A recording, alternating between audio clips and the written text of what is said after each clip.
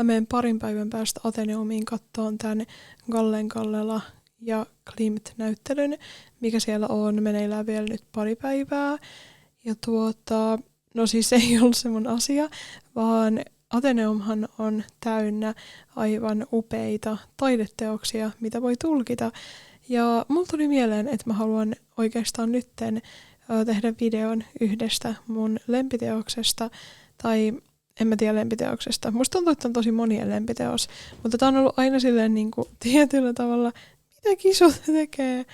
Tää on ollut silleen niin kuin tietyllä tavalla semmoinen puhutteleva teos, silleen semmoinen mystinen teos, mikä on aina jotenkin herättänyt tosi paljon kysymyksiä, että mitä tässä teoksessa on tapahtunut, miksi tässä teoksessa on tällainen haavoittunut enkeli, miksi tämän teoksen nimi on haavoittunut enkeli, mitä tällä oikein halutaan sanoa. Tosiaan tämä video kertoo tästä Hugo Simperin haavoittunut enkeliteoksesta. Moni varmasti muistaa tämän teoksen tästä Nightwishin Amaranth-biisistä, tästä musiikkivideosta, missä tämä teos herää eloon.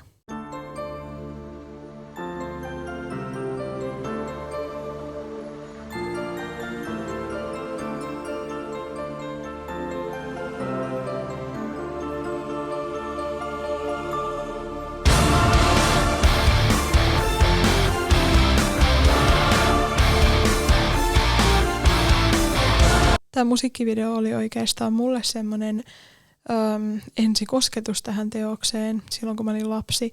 Tämä oli semmoinen tietynlainen väylä, minkä kautta mä kuulin tästä teoksesta. Ja siitä asti mä oon silleen pitänyt tätä teosta jotenkin silleen tosi semmoisena niinku mielenkiintoisena tai semmoisena mystisenä, että jotenkin sen niinku taakse kätkeytyy tosi paljon tai ainakin niinku vaikuttaa siltä, että tämä teos silleen kätkee sisäänsä tosi paljon semmoista sanomaa, että mitä tällä teoksella oikein haetaan. Ja jotenkin tämän niin kuin teoksen semmoinen tunnelma on tietyllä tavalla ehkä semmoinen niin kuin synkkä, alakuloinen, tällainen, että jotenkin, no siis tietenkin aina semmoinen niin kuin syvällisyys ja synkkyys tietyllä tavalla myös kiehtoo, että mitä siinä on taustalla. Silleen, että siitä teoksesta aina herää sellainen kysymys siitä, että mikä tragedia tässä on oikein taustalla. Ja Hugo Simperi on oikeastaan itse myös täynnä mysteerejä, koska Hugo ei ikinä selittänyt tätä teosta. Hugo ei ikinä kertonut, että mistä tässä teoksessa on oikein kyse, vaan Hugo enemmänkin halusi, että katsojat itse tulkitsee tätä teosta ja ehkä niinku heittäytyy just niiden tunteiden maailmaan, mitä tämä teos herättää katsojassa. Hugo Simperi ei oikeastaan edes antanut nimeä tälle teokselle, eli kun tämän teoksen nimi on Haavoittunut enkeli, niin tämä on jälkikäteen muilta tahoilta annettu nimi, että Hugo ei tosiaan edes nimennyt tätä teosta minkäänlaiseksi. Hugo Simperi edustaa erityisesti omassa maalaustaiteessaan esimerkiksi symbolismin, tällaista taidesuuntausta. Symbolismi on sellainen taiteen suuntaus, missä kuvataan näitä tietyn teoksen teemoja ja aiheita symbolien kautta. Ja tämä Hugon teos on just tuosta 1800-1900-luvun vaihteesta, kun tämä teos on julkaistu vuonna 1904. Se olikin 1903. Mun piti vielä tarkistaa, että oliko se oikeasti 1904, että muistinko mä sen oikein, mutta joo. Tästä haavoittuneesta enkelistä on oikeastaan olemassa 2 versiota, että toinen on just tuolla Ateneumissa näytillä, mutta toinen tämmöinen niinku suurempi versio tästä teoksesta on Tampereen Tuomiokirkossa, minne tämä fresko maalattiin vuosina 1905-1906. Että tämmöinen hauska fakta vielä tästä teoksesta. Mutta tosiaan tämä symbolismi oli just siinä 1800-1900-lukujen taitteessa tällainen taidesuuntaus, mikä nousi erityisesti vastavoimana esimerkiksi realismille. Realismissa pyrittiin silleen kuvaamaan asiat mahdollisimman todenmukaisesti, mahdollisimman realistisesti. Eli just nämä kaikki suomalaisen maalaustaiteen kulta-ajan teokset, missä on ihan hirveän surkeeta, missä kuvataan just suunnilleen jotain nälkävuosia tai sortovuosia tai jotain tämän tyyppistä, niin nämä edustaa just sitä niin kuin realismia, että asioita ei silleen niin kuin kuvata romanttisesti tai romantisoiden, vaan realismi kuvaa asiat silleen todenmukaisesti.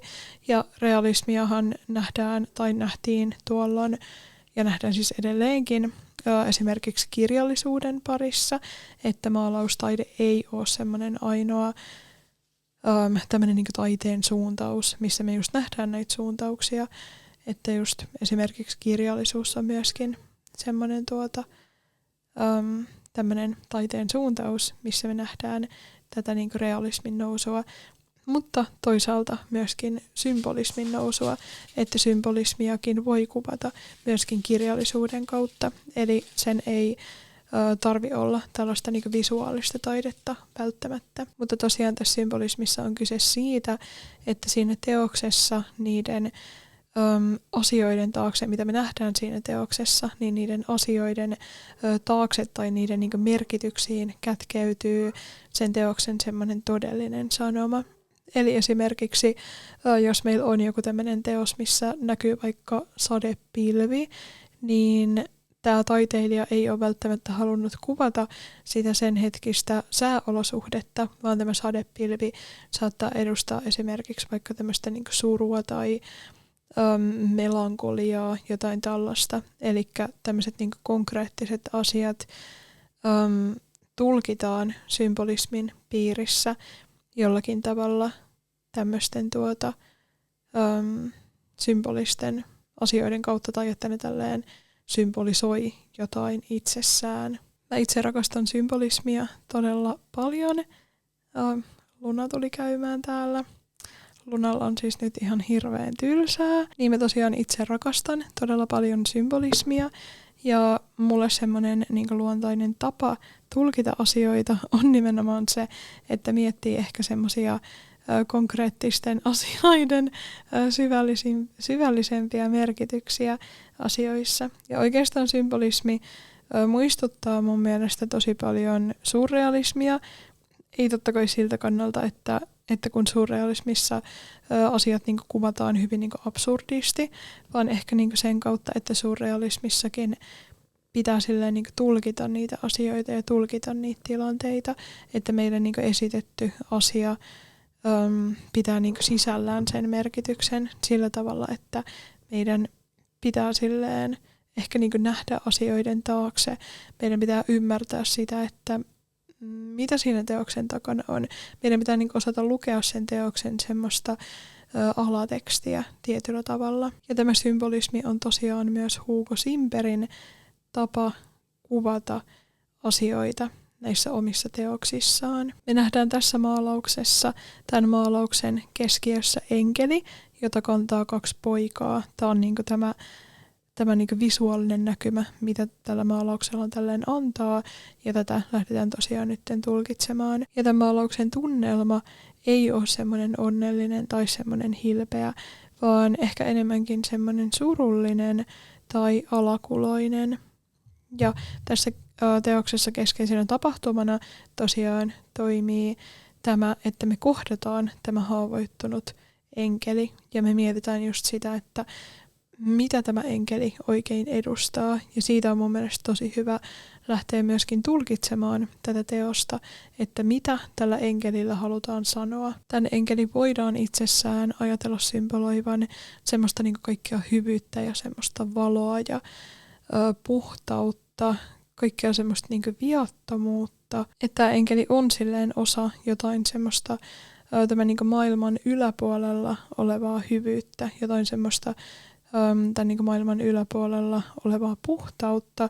Ja koska tämä enkeli on haavoittunut, niin tämä hyvyys ja tämmöinen niin kuin toivo ja puhtaus ollaan jollakin tavalla tahrittu tai silleen pilattu. pilattu. Tässä teoksessa tuntuu olevan käynnissä tietyllä tavalla semmoinen hyvyyden tai semmoinen puhtauden hautajaissaatto. Tässä on niin kuin tosi hautajaismainen tunnelma, eli jollakin tavalla tämä kaikki, mitä tämä enkeli symboloi, on silleen pilattu. Tämä on silleen tosi tulkinnallista, että mitä se hyvyys on konkreettisesti, mitä tällä enkelillä halutaan kuvata, että onko kyse esimerkiksi jonkinlaisesta tällaisesta kannanotosta liittyen maailmantilanteeseen tai maailman suuntaan, yhteiskuntaan, mitä Suomessa tapahtui tuohon aikaan 1900-luvun alkupuolella, mihin tämä voisi mahdollisesti ehkä viitata. Just silloin Suomi oli Venäjän vallan alla, että totta kai tämä voi olla myös jotain semmoista yhteiskuntakriittistä, mitä tässä silleen mahdollisesti halutaan tälleen tuoda esiin, mutta tämä voi olla myös jotain ehkä semmoista henkilökohtaisempaa, että ehkä tämä kuvastaa jotain semmoista henkilökohtaisemman tason viattomuutta, mitä tällä enkelillä halutaan silleen tuoda esiin. Että jotain semmoista niinku henkilökohtaisen tason niinku viattomuuden tai semmoista toivon menetystä, mitä tässä teoksessa on oikein meneillään. Tällä enkelillähän on silmät sidottuna, mikä yleensä on semmoinen symboli siitä, että me ollaan jollakin tavalla hukassa ja että tulevaa voi olla vaikea nähdä. Eli tämä just voi symboloida sitä tietynlaista ehkä niinku toivon menettämistä tai just sitä, että ei välttämättä niinku näe mitä on tulossa, ei näe tälleen niinku tulevaisuutta, että on semmoinen ehkä niinku tosi jopa niinku kyyninen tapa silleen katsoa maailmaa. Mutta tässä teoksessa on myöskin tosi tärkeää kiinnittää huomiota näihin poikiin. Tämä tässä edessä kulkeva poika on pukeutunut täysin mustiin vaatteisiin, mikä on vastakohta tänne enkelin näille puhtaan valkoisille vaatteille. Että jollakin tavalla tässä niinku halutaan asettaa vastakkain myöskin tämä edessä oleva poika ja sitten tämä enkeli. Eli tietyllä tavalla, jos ajatellaan silleen, että tämä enkeli ja enkelin tämä niinku valkoinen vaatetus kuvastaa just sitä puhtautta, niin tämä musta on ehkä jotain, mikä tahrii tämän pojan tai tahrii tämän niinku ihmisen tai on tahrinnut tämän ihmisen, että tämä ihminen jotenkin kantaa semmoista niinku raskaa viittaa harteillaan, mikä tulee sitten esiin just tämän mustan värin kautta. Mulla tulee myös tästä mustasta vaatetuksesta mieleen ihan kuolema, että kuolema olisi silleen niin kuin jollain tavalla läsnä tässä teoksessa. Ja se, että tämä kuoleman symboliikka tulee esiin tämän etumaisen pojan kautta, niin tämä voisi just merkata sitä, että kuolema ikään kuin johdattaa meitä, tai niin kuin kaikki meidän niin kuin teot ja valinnat, kaikki mitä me tehdään meidän elämässä, päätyy sinne kuolemaan tietyllä tavalla, että kuolema silleen pohjimmiltaan tälleen opastaa meitä hirveän jotenkin niin kuin syvällinen tämmöinen katsonta tähän. Ja myöskin ehkä semmoinen niin kuin kyyninen, mutta musta tuntuu, että se on semmoinen niin kuin sävy, mikä tässä teoksessa tulee vahvasti esiin, että tässä on jotenkin pilattu niitä hyviä asioita ja tässä jotenkin ehkä sitten nähdään semmoisia niin kuin vaikeampia teemoja, vaikeampia niin kuin elämän teemoja, että tietyllä tavalla tämä niin kuin kuolema näyttää meille tietä ja että kuolema on silleen kaiken elämän päätepiste. Lisäksi tämä jälkimmäinen poika luo tähän teokseen semmoisen tietynlaisen intensiteetin, kun tämä poika vilkaisee meihin päin. Tämän pojan katse on mun mielestä tosi oleellinen tämän teoksen tulkinnan kannalta, koska tässä tulee just semmoinen olo, että tämä poika ikään kuin osallistaa meidät niin kuin taulun ulkopuoliset henkilöt ja ehkä niin kuin kaikki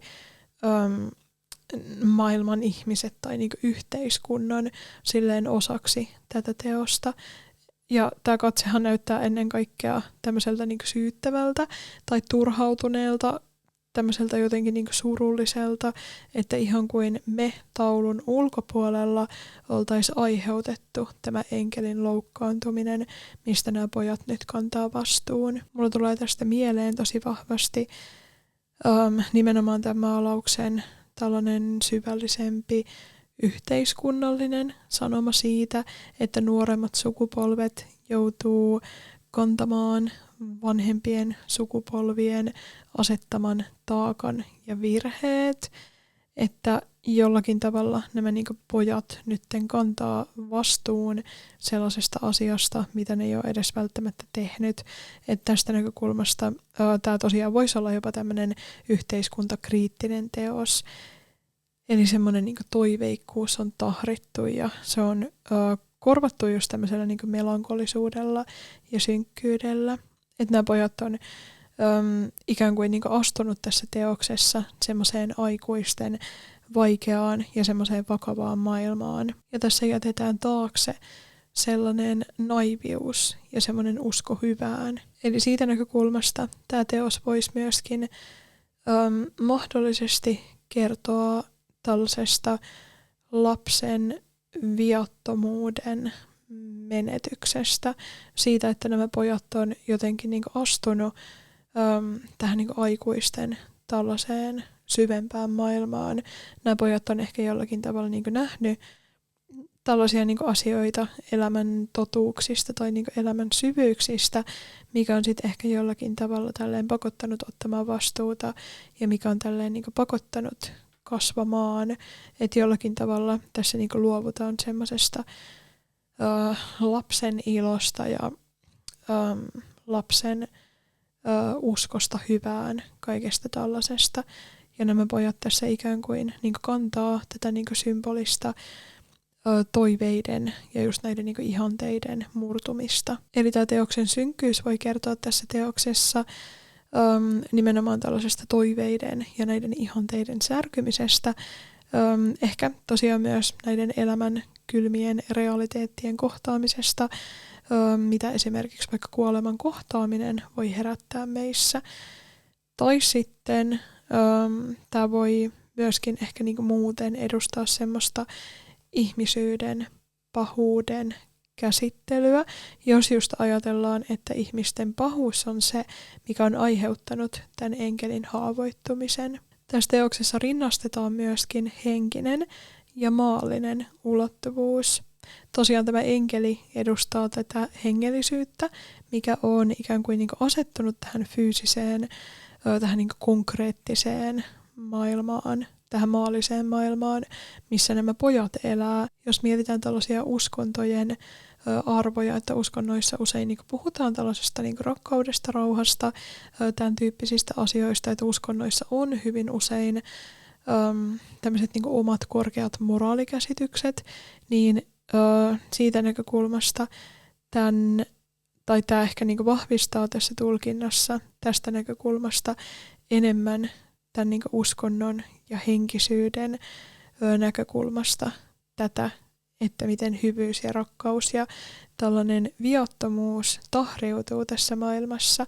Eli tässä niinku voidaan myös ottaa kantaa sille, että kestääkö tämmöiset uskontojen hyvin niinku korkeat arvot ja semmoinen niinku korkea moraali tämän maailman semmoisia niinku arvoja ja moraaleja, vai että tuhoutuuko ne asiat tälleen tässä niinku konkreettisessa fyysisessä maailmassa, että jos mietitään, että miten niinku ihmisten moraali on ehkä niinku tahrinut tällaisen puhtaan uskon. Ja siis nykyajan näkökulmasta tätähän voisi tulkita vaikka sitä kautta, että tämä voisi olla esimerkiksi yhteydessä tällaisiin sotiin, mitä ihmiset käy uskontojen kautta. Tämä teos sopii mun mielestä tosi hyvin kuvaamaan sitä tietynlaista niinku ristiriitaa siinä, mikä syntyy siinä, kun uskonnoilla oikeutetaan jonkinlaista sotaa.